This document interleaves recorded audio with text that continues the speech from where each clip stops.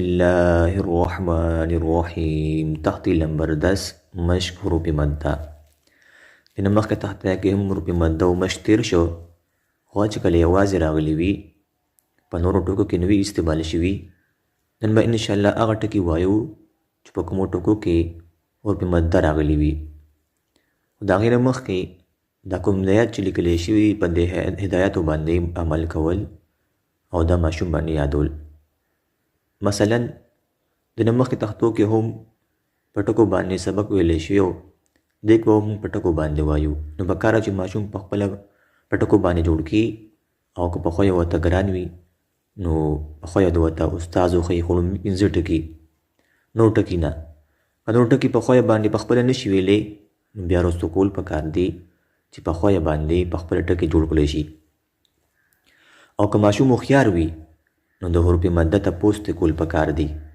مثلا سوال ته وکړي باستون کې کوم حرف مده دی جواب به درکوي چې کې الف مده دی ځکه الف نه مخکې زبر راغلی دی او چې الف نه مخکې کله زبر راشي بیا یې ته وایي الف مده صحیح شوه بیا د فایدې په طور باندې دلته کې ما تاسو ته د مد درې طریقې لیکلي دي چې مد اصلي چونکې د نه مخکې تختیا کې دا خبره تېره شوې ده چې مد اصلي هغه مد ته ویلی شي کوم چې د حروف مده او د ادا کولو په وخت کې ویلی شي هغې ته مد اصلي وایي مد اصلي درې طریقې دي یو ته وایي طول بل ته توسط وایي او بل ته قصر وایي طول مطلب څه دی طول مطلب دا دی چې حروف مده د درې الف مقدار اوږد کړی شي هغې ته وایي طول توسط حروف مده د دوو الفو مقدار اوږد کړی شي بیا هغه مد ته وایي توسط دریم قصر حروف مده د یو الف مقدار اوږد کړی شي هغې ته وایي قصر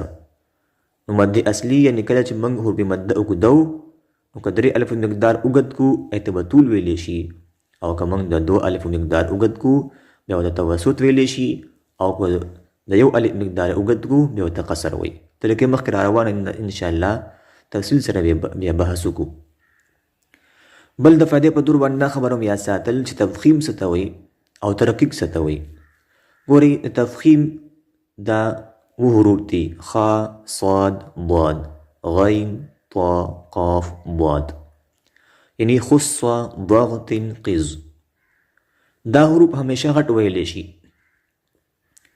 دا حروف چې دي خا صاد ضاد غین طا قاف ضاد دا به همیشه غټ ویلی شي که دې باندې زبري که زیري که پیش که سکوني که دو زبري که دو زیري که دو پیش وي البته را چې دا را باندې چې کله زبر راشي یا پیش راشي دا بیا پر ویلی شي او لام هغه لام چې کوم د الله تعالی په نوم کې راغلی وي او د هغې نه مخکې زبر یا پیش راغلی وي بیا موږ دغه کلام هم پر وایو ښه په ډکه خوله باندې وایو دې ته وایي تفخیم په ډکه خوله ویلو ته او ترقیق وایي په تشه خوله ویل نری ویل نو چې را د لاندې کله زیر راشي بیا هغه را نری ویلی شي باریکه ویلی شي په تشه خوله ویلی شي د ترقیق وایي اوس هغه حروف موږ وایو چې په کومو حروفو کې حرف مده راغلې ده او هغې کې په تفخیم او ترقیق هم پېژنو لومبی نمبر ټکی دی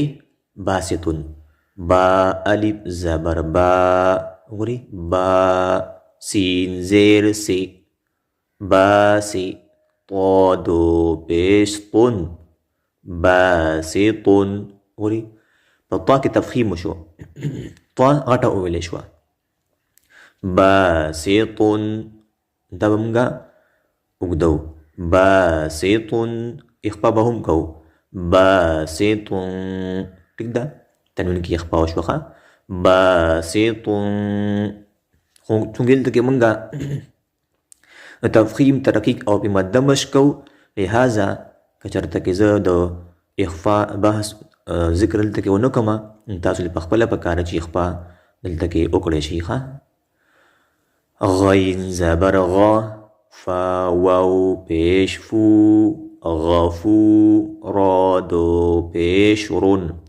غفورن وګورئ غین او را په ډکه خوله وویلی شو دې تفخیم وشو غفورن تنوین کې اخفا وشوه را زبر را حا يا زير حي. بلا خبر دا ګورې دلته کې لږ مونږ کله وقف کوو نو طول توسط او قصر به څنګه کوو نو ګورې مونږ دا واو چې اوږد کو د درې الفو مقدار دا به طول شي غفور. ګورې غفور اوږد شو. اوس که چېرې مونږ دا د دو الفو مقدار اوږد کو دا به توسطي غفور غفور. او که د یو الف مقدار اوږد کو دا به قصر وي غفور غفور غفور. صحیح شوه. نو چې ډېر اوږد کوي د درې الفو مقدار نو طول دی، که د دوو الفو مقدار یې اوږد کوي نو توسط دی، او که د درې الفو مقدار یې اوږد کوي بیا قصر دی. دا شان په دې یا کې هم را زبر را حا یا زیر حی راحی میم دو پیش من رحیم رحیم. را کې تفخیم شو، را پورو ویلې شوه ځکه یې د پاسه زبر راغلی دی. دې کې تاسو سره طول کوئ رحیم، توسط کوئ رحیم، قصر کوئ رحیم. ثا الف زبر ثا قاب زیر قی با دو پیش بن ثاقب. قاب غټ ویلې شو، دا حرف مده دی ښه الف مده ثاقب ثاقب. دې اسانۍ په تور باندې مبره لیکلي دي ښه. ګوره دا ټول په دې لاین کې چې کوم نښه کې چې کوم حروف دي که نه هغه الف مده دي، او په دې لاین کې چې کوم حروف دي واو مده دي، او په دې لاین کې چې کوم حروف دي ټول یا مده دي، یعنې یا مده پکې راغلې ده. او په دې نښه کې چې کوم حروف دي هغې کې الف مده ده، او په دې نښه کې چې کوم حروف دي هغې کې یا مده ده ښه. قاب زبر قا دال یا زیر دی قدی را دو پیش رون قدیر. قاب او را کې تفخیم شو او دا پکې یا مده ده قدیر. خا الف زبر خا لام زیر لی خالی قاب دو پیش قن خالق خالق. وګورئ خا په ډکه خوله وویلې شوه، الف په ډکه خوله وویلې شو د خا د وجې نه، نو خا کې تفخیم شو، قاب کې تفخیم شو. خالق دا الف مده ده. را زبر را سین واو پیش سو رسو لام دو پیش لون رسول رسول. را کې تفخیم شو او دا او مده ده مخکې ته پیش راغلی. یا زبر یا سین یا زیر سی یسی را دو پیش رون یسیر یسیر. را کې تفخیم شو او دلته کې اخفام شو او دا یا مده ده. دال الف زبر دا فا زیر فی قاب دو پیش قن دافق دافق. قاب کې تفخیم شو او د کې اخفام شو او دا الف مده ده. جیم زبر جا لام یا زیر لی جلی لام دو پیش لون جلیل. یا مده ده پکې ښه تنوین کې اخفا شوه.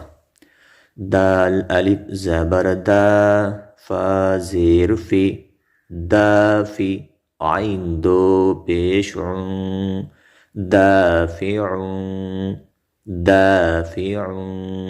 تنوین کې اخفا شوه او دا الف مده ده.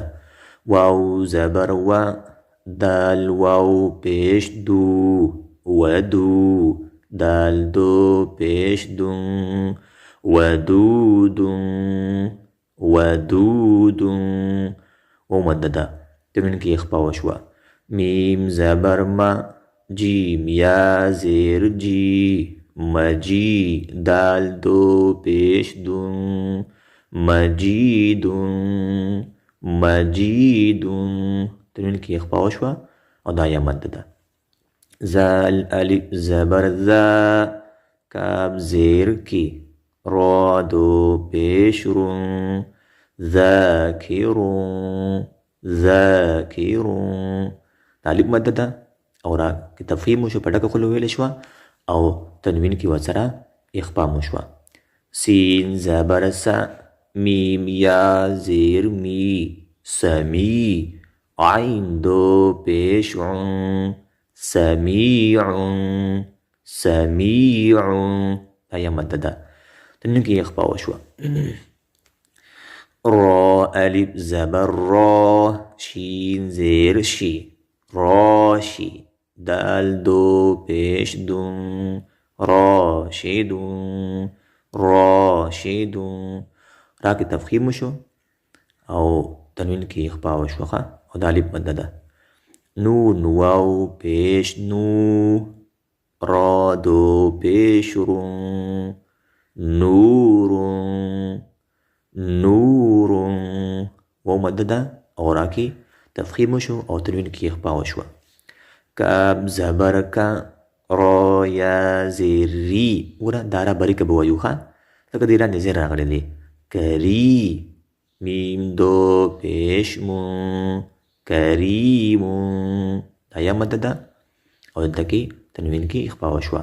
زا الف زبر زا ها زیر هی زاهی دال دو پیش دون زاهدون زاهدون الف مد ده او تنوین کې اخفا وشوه. یا زبر یا تا یا زیر تی یتی میم دو پیش مون یتیمون یتیمون دا یا مد ده او تنوین کې اخفا وشوه.